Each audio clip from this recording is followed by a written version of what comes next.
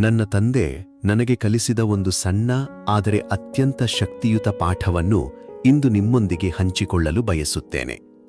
ಒತ್ತಡ, ಮಾತು ಕೊಡುವುದು ಮತ್ತು ಮನಃಶಾಂತಿಯ ಬಗ್ಗೆ ನನ್ನ ಯೋಚನೆಗಳನ್ನೇ ಬದಲಿಸಿದ ಪಾಠ ಅದು. ಒಂದು ದಿನ ನನ್ನ ಜೀವನದಲ್ಲಿ ಬಹಳ ಮುಖ್ಯವಾದ ಒಂದು ಕೆಲಸವನ್ನು ನಾನು ಮಾಡುತ್ತಿದ್ದೆ. ನನಗೆ ಅದನ್ನು ಖಂಡಿತವಾಗಿ ಮಾಡಬಹುದು ಎಂಬ ನಂಬಿಕೆಯಿತ್ತು. ಅದಕ್ಕಾಗಿ ನಾನು ಬಹಳ ಸಮಯ ಮತ್ತು ಶ್ರಮ ಹೂಡಿದ್ದೆ. ಆದರೆ ನಿಧಾನವಾಗಿ ಎಲ್ಲವೂ ಕೈತಪ್ಪತೊಡಗಿತು. ಎಷ್ಟು ಪ್ರಯತ್ನಿಸಿದರೂ ನನಗೆ ಯಶಸ್ಸು ಸಿಗಲಿಲ್ಲ. ದಿನದಿಂದ ದಿನಕ್ಕೆ ನಿರಾಶೆ ನನ್ನೊಳಗೆ ಹೆಚ್ಚುತ್ತಿತ್ತು. ನನ್ನ ಸಹನೆ ಕುಸಿಯತೊಡಗಿತು. ನಾನು ಒತ್ತಡಕ್ಕೆ ಒಳಗಾದೆ. ಮಾನಸಿಕವಾಗಿ ತುಂಬಾ ಆಯಾಸಗೊಂಡೆ. ರಾತ್ರಿ ನಿದ್ರೆ ಕೂಡ ಸರಿಯಾಗಿ ಬರುತ್ತಿರಲಿಲ್ಲ. ನನ್ನ ಮನಸ್ಸು ಯಾವಾಗಲೂ ಅದೇ ವಿಷಯವನ್ನು ಯೋಚಿಸುತ್ತಿತ್ತು. ನನ್ನ ಪರಿಸ್ಥಿತಿಯನ್ನು ಗಮನಿಸಿದ ನನ್ನ ತಂದೆ ಶಾಂತವಾಗಿ ಬಂದು ನನ್ನ ಪಕ್ಕದಲ್ಲಿ ಕೂತರು. ಅವರು ಮೃದುವಾಗಿ ಕೇಳಿದರು, "ಮಗನೇ, ನಿನಗೆ ಯಾವುದಾದರೂ ಸಹಾಯ ಬೇಕಾದರೆ ನಾನಿದ್ದೇನೆ." ನಾನು ಉತ್ತರಿಸಿದೆ, "ಬೇಡ ಪಪ್ಪ, ಈ ಕೆಲಸವನ್ನು ನಾನು ಸ್ವತಃ ಮಾಡಬೇಕು, ಆದರೆ ನನಗೆ ಆಗುತ್ತಿಲ್ಲ."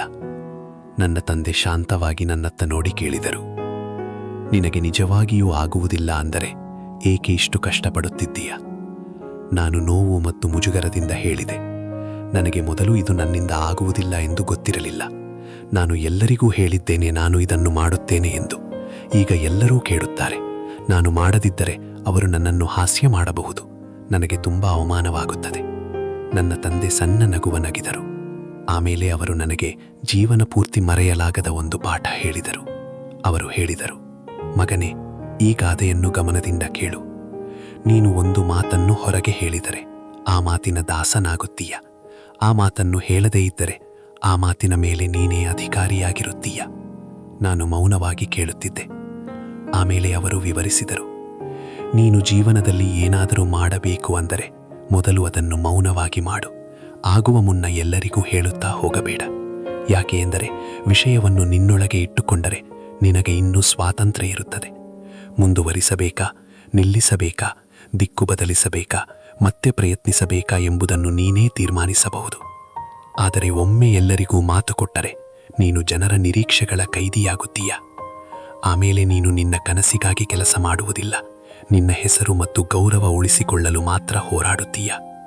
ಮತ್ತೆ ಅವರು ಹೇಳಿದರು, "ಈಗ ನಿನ್ನನ್ನೇ ನೋಡು. ನೀನು ಕೆಲಸದಿಂದ ಕಷ್ಟಪಡುತ್ತಿಲ್ಲ, ಜನರು ಏನು ಹೇಳುತ್ತಾರೆ ಎಂಬ ಭಯದಿಂದ ಕಷ್ಟಪಡುತ್ತಿದ್ದೀಯ." ಆ ಮಾತು ನನ್ನ ಹೃದಯಕ್ಕೆ ನೇರವಾಗಿ ತಾಕಿತು.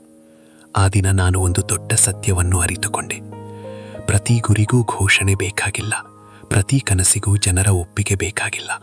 ಕೆಲವೊಮ್ಮೆ ಮೌನವೇ ನಮ್ಮ ಮನಃಶಾಂತಿಯನ್ನು ಕಾಪಾಡುತ್ತದೆ. ಮೌನವಾಗಿ ಕೆಲಸ ಮಾಡು, ಮೌನವಾಗಿ ಬೆಳೆಯು.